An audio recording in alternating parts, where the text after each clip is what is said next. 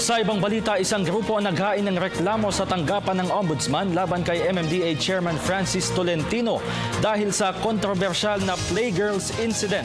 Kasunod nito, humingi ng paumanhin si Tolentino kaugnay sa nangyari at hiniling sa Liberal Party na tanggalin na lamang siya sa kanilang senatorial lineup. May report si Ara Perez. Sa Office of the Ombudsman, nagtungo ang mga labor groups at isang concerned citizen para magsampa ng kaso laban kay MMDA Chairman Francis Tolentino kaugnay ng tinaguriang Playgirl scandal na kinasangkutan ng opisyal noong unang araw ng Oktubre.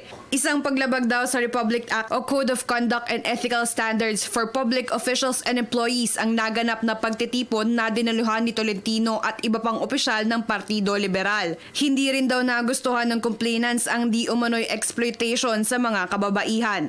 Malaking diskriminasyon yung ginawa nila, offensive sa kababaihan, lalong at insulto sa mamamayang Pilipino na dapat sila ay umakto sa norms ng may dignity, yung may respeto. The filing coincides with World Celebration of Decent Work Day. So this is an advocacy for decent work under the Magna Carta of Women.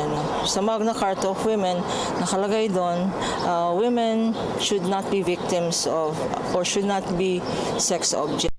This has nothing to do with him being a candidate of the Liberal Party. As a matter of fact, respeto natin yung proseso ng Liberal Party. Kung sila ang mag-i-investigate, kanya yung complaint nakalagay dyan, John Doe. Hindi lang si Tolentino nakalagay and other John Does. Gayunman, umaasa pa rin si Legal Counsel Attorney Lorna Capunan na isang isolated case lamang ito. This should serve as a warning and that this campaign or the election period should be all about public issues and not about attracting crowds through gimmicks such as this. Huwag naman natin gamitin ang mga kababaihan para sa gimmick na yan. Samantala, formal nang humingi ng tawad si Tolentino kaugnay ng Playgirl scandal. Inamin ng opisyal na nagkamali ito dahil wala itong nagawa upang pigilan ang insidente. Siya na rin daw mismo ang humiling na tanggalin na siya sa senatorial lineup ng Liberal Party. Para sa Telebisyon ng Bayan, Ara Perez.